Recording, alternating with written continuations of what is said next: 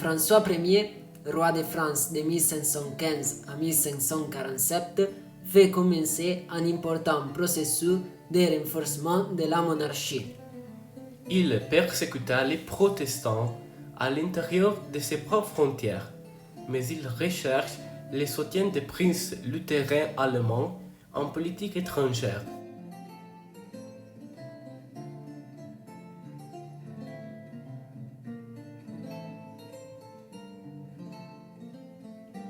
François est né dans le château de Cognac en 1494 par Charles d'Orléans. Important est le fait que le duc Louis d'Orléans, après la mort du père de François, l'a nommé son héritier en 1505.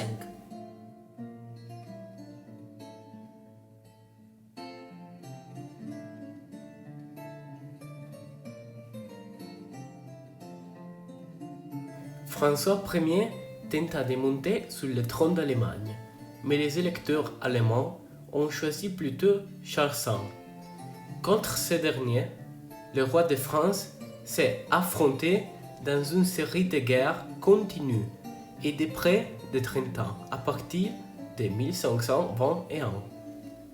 Les premières années du règne sont marquées par de grands chantiers. L'agrandissement du château de Blois à partir de 1515 et la commande du château de Chambord qui débute en 1524.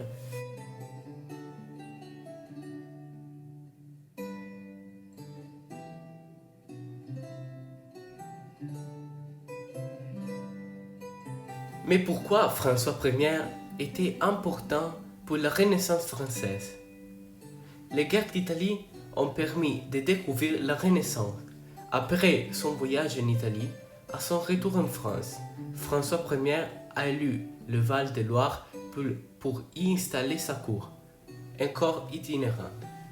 Suivant son exemple, plusieurs grands financiers, dont Gilles Berthelot, à qui on doit les châteaux d'Azay, font à leur tour édifier de magnifiques demeures.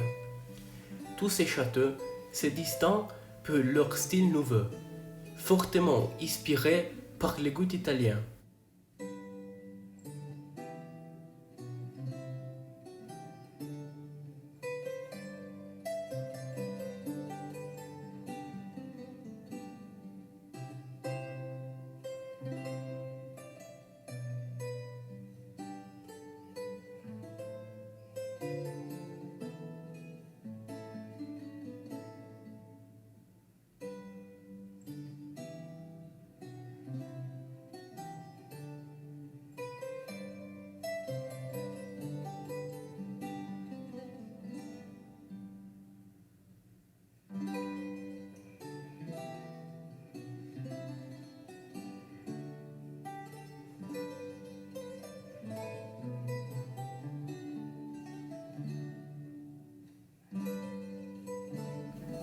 À la suite de la conquête du Milan, François Ier et ses proches ont attiré en France des artistes italiens, dont le plus célèbre est sans conteste Léonard de Vinci.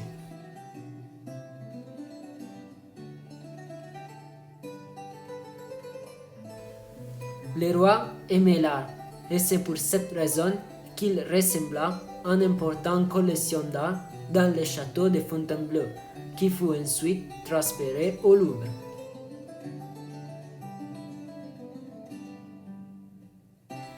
On peut affirmer que si sur le plan international, François Ier s'est montré prêt à des alliances sans scrupules, sur le plan interne, il n'a pas hésité à réprimer fermement la propagation de la réforme protestante.